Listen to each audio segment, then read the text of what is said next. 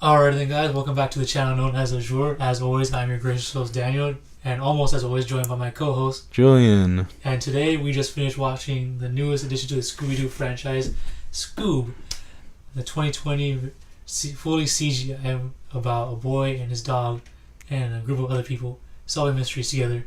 Now, what were your initial thoughts about it before this movie came out? Like, what were your initial thoughts, man? With a Scooby Doo movie, you never know, so you had to try it. You can't really have a thoughts with them because of their varying quality of. You get like Zombie Island 1, funny enough, then you get one of the worst being Zombie Island 2, and then you get the in-betweens like Cyberspace. So with this one, with Scooby, you never know. Because they're either amazing, terrible, or just kind of okay. Yeah, no, I kind of thought that too. I didn't know what to think about when I saw the trailers of this. I was like, okay, the CGI doesn't look that bad. I'm used to the whole 2D animation and maybe the occasional live action stuff from the early 2001 Scooby Doo 1, Scooby Doo Monsters Unleashed. But I did kind of enjoy those two. Yeah. I know they weren't like the best critically acclaimed wise, but I mean, come on. It's a live action Scooby Doo. You're not going to get the best critics reviews. They're called classics now. Definitely the first one. Oh, yeah, no doubt. But yeah, like, I thought it would be just a straightforward thing. I thought they were pushing it with the whole Blue Falcon part in it. But no, I initially thought, no, don't put the Blue Falcon in there. I know it's part of the whole Hanna-Barbera thing, but no. Just have Scooby-Doo be on its own. Oh, I was fully in, because I already knew it was a reboot, so you may as well put it in the kitchen sink. Yeah, I guess so. But yeah. Because when I saw Dick Dastardly, it's like wacky races, top-notch Hanna-Barbera, top 3. You know, easily. I mean, yeah, because you're more into the Hanna-Barbera thing. And where me, I only know Hanna-Barbera as the Jetsons, the Flintstones, and Scooby-Doo. Well, for me, it's actually more so in the sense of the Adult Swim stuff, so like Space Ghost or Harvey Birdman. Yeah. Where it's not their actual thing, it's like the Coast to Coast and the where he does a talk show and the Attorney at Law one. Oh, yeah. Where they use Hanna-Barbera characters as like a mix, which is also why I think I was more fine with this, since Scooby-Doo has done everything. Like, who cares at this point? Do what you want. Oh, yeah. I mean, Scooby-Doo does everything because like that's mainly their main stake in it. Like, when you think of Hanna-Barbera, the first thing that pops into your mind is probably Scooby-Doo. That's what. Yeah. But what I mean is it's not like that kind of Mario kind of thing where they got to keep it somewhat like reserved for branding. It's more so in like the Sonic aspect where it's literally do whatever you want kind of thing. So anything like, oh, team up with Batman, sure, that's fine. Meet a celebrity, okay. And it shows with the movies too, just whatever tone's okay. Yeah, that's true. Like, throughout this tone, there's like a whole bunch of Hanna-Barbera references. Like, aside from Blue Falcon, I don't know why I thought he was different. Caveman, that's the one. No. I know the Captain Caveman's in it, but I don't know why I thought Blue Falcon had a different name for some reason. Like, I just called him Blue Falcon like 3 minutes ago. Yeah. So yeah, Blue Falcon, Captain Caveman, and then in the end credits you see like the whole shark, the ant, and the other two. What was the other two? Oh, yeah. Captain Caveman. And they also show Johnny Quest. Oh yeah, that's why. Yeah, Johnny Quest in there too. They didn't show. What's this called? They didn't show the Flintstones at all, or the Jetsons. If they do time travel, sequel could do well with time travel then. Yeah, that's true. Because they could do past Flintstones, future Jetsons. Yeah. As a plot line, and that's a big enough like hook to be like, oh, this is our greatest mystery yet. No, the whole time travel. Mystery time travel like that. Or like they could have pulled the whole Scooby Doo Mystery Incorporated aspect where like, oh yeah, we were meant to be together this whole time because of something in the past. Well, yeah, Dick Dastardly definitely stole the show. It's best thing in the movie, bar none. That and actually Blue Falcon was. I'm surprised how much I liked them. Yeah. Yeah, just like the character itself. Not even anything that like is done with it. Just like the general feel of the character I like. He was a pretty good character. Like, he's like not completely useless. Like, he's an idiot, no doubt. But to the point where like, okay, you know something's about to happen. Like, he's either like he's gonna give the mantle to his worker or he's gonna actually do some shit. And I legit was leaning on the fact that he's gonna give it to his like coworker or something like that, like the person he hired. But no, they actually made him useful in this, which is weird because like now that's the whole trope. Like, oh yeah, I can't do this. So why don't you do this for me? Like, you don't really see like, oh yeah, I can't do this, but someone believes in me, so I can do this now. Yeah, it's too bad the thing with the voice actors, how they didn't get to, the original ones didn't get to be in except for Frank Welker, who got to voice Scoob. But I'd say most of them were pretty good, except Zac Efron could sometimes phone it a little bit with Fred. And then Velma's voice actor just didn't sound right for the the character. I didn't mind her all that much. Like I know what you mean. Like for like a diehard Scooby Doo fan, like Velma has like a distinct voice to people. Yeah. Well, I mean, like for me, it was fine. Like the only part that bothered me was like the fact that she said one Spanish word out of nowhere.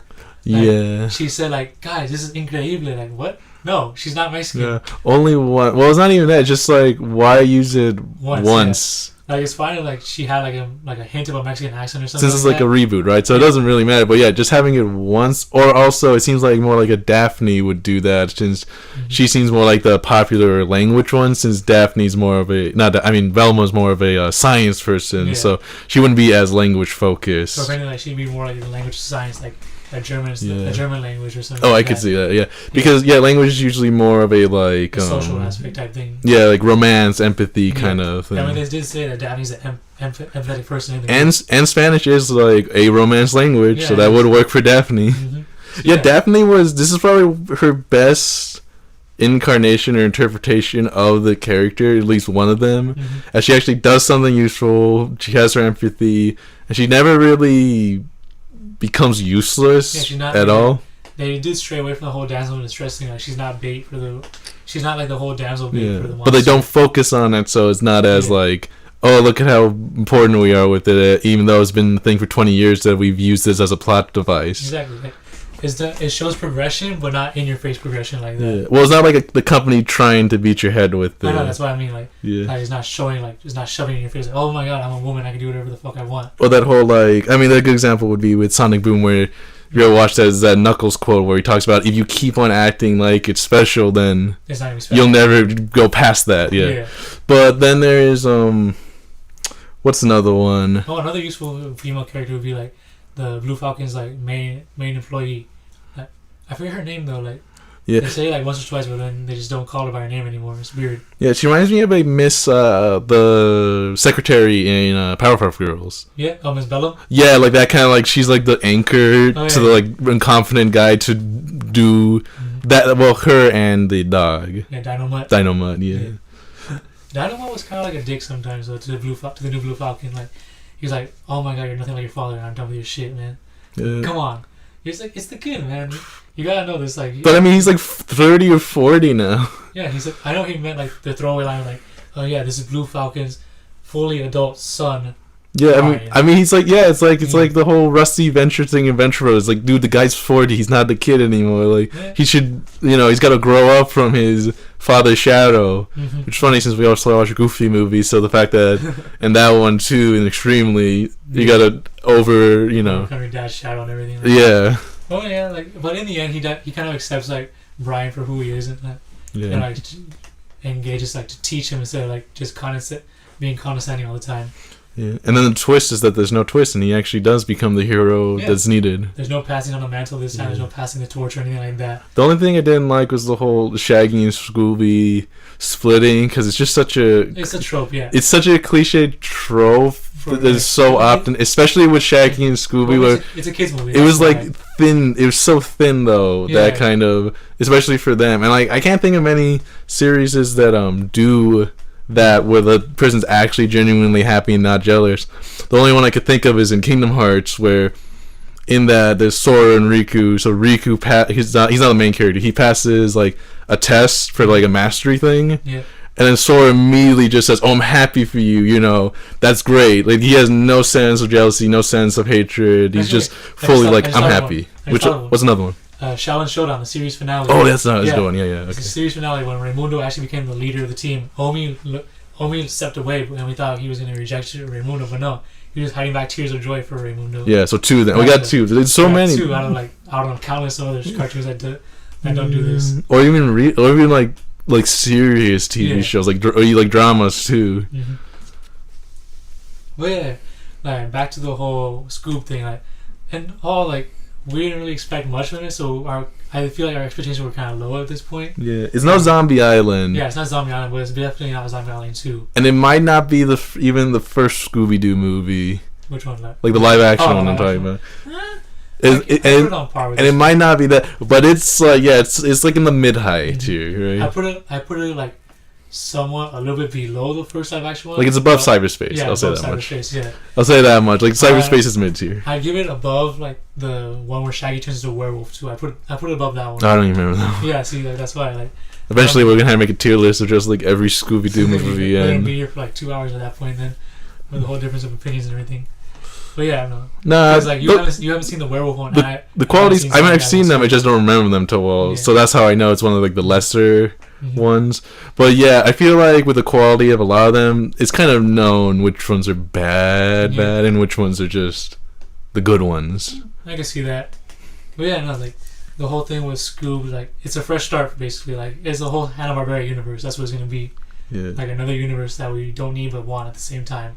And it's only the movies I think so far. I hope the anime one still has the old cast to do the voices and the old continuity, and there's only the movies that have the new continuity. Oh yeah, like the whole like. Oh shit! I lost my train of thought real quick. Yeah, no, I get what you mean. Like that, like the whole TV show and the movies are separate thing. Like that they stay separate instead of doing like a whole like shared universe type thing. Like Yeah. That. Yeah, if this show, no matter what anyone thinks, if this gives us a new Space Ghost, Johnny Quest, or Harvey Birdman, Mm-hmm.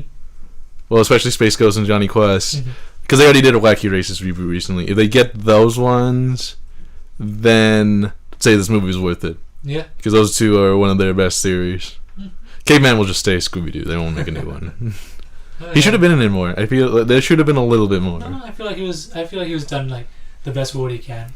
Like, cause it's like they put him in just enough so that he doesn't overshadow the Scoob cast, but they didn't put him in. They didn't make him short enough that people wanted him more.